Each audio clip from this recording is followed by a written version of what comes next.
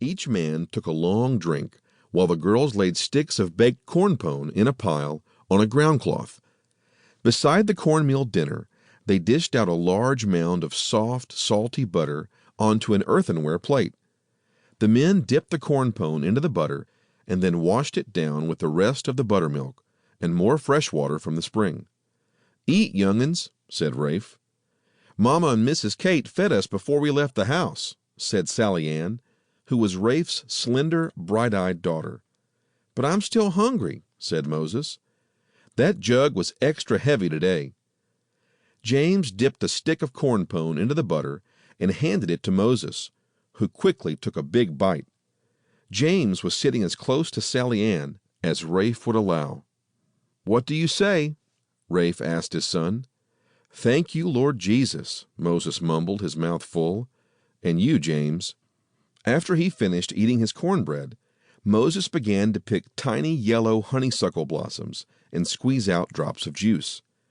Sally Ann sat with her bare feet beneath her and her hands folded on her faded yellow dress. James dipped the tin cup into the spring and held it out to her. Their fingers touched slightly when she took it from his hand. Rafe saw it and smiled. "James, did you hear what the preacher said on Sunday about the sins of the fathers landing on their children to the third and fourth generations of people?" he asked. Wide-eyed, James cleared his throat. "Yes, sir, I did hear him say that." Lanny spoke up. "Mr. Benfield's younger son, Frederick, died of pox when he was 10 years old, and his older boy, Morgan, got himself shot and killed somewhere up north during the war.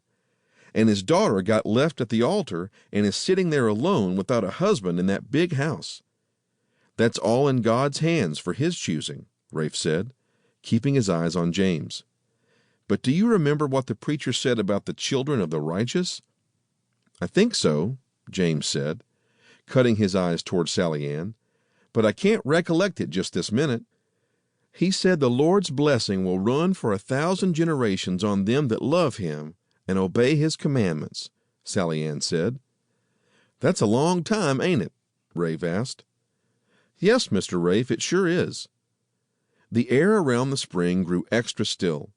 The men and the young people, even Moses, fixed their eyes on Rafe, and something bubbled up inside Rafe as real as the water in the nearby pool.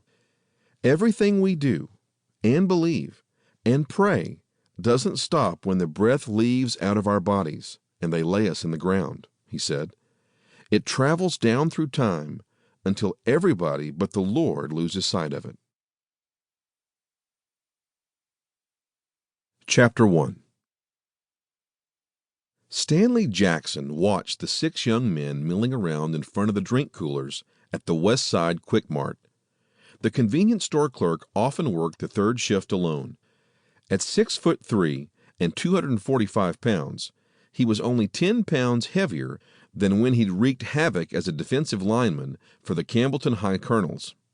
Stan had received scholarship offers from a handful of small colleges, but he'd injured his right knee in a motorcycle wreck the summer after graduating from high school, and the opportunity to play football in return for a free education evaporated like the mist on a May morning in Georgia. The store clerk glanced up at the surveillance camera that was aimed at the back of the store. The video feed linked directly to the security company headquarters in Atlanta. The unblinking eyes of the cameras recorded a 24-hour-a-day reality show boring enough to cure insomnia. There were 2 cameras inside the store and 1 outside. The camera that was supposed to cover the cash register hadn't worked in over a month. Stan recognized 2 of the teenagers, Deshaun Hamlin, a quick and agile point guard on the high school basketball team, and Greg Ott, a regular customer who often came into the store with his stepmother. The other young men were strangers. One of the strangers opened the door of the cooler and took out a 30-ounce bottle of malt liquor. "You have to be 21 to buy beer," Stan called out, "and that means a valid ID." Deshaun left the group and placed a plastic bottle filled with orange sports drink on the counter in front of the cash register. "What you up to, Deshaun?" Stan asked. "I haven't seen you down at the rec center recently." "I'm trying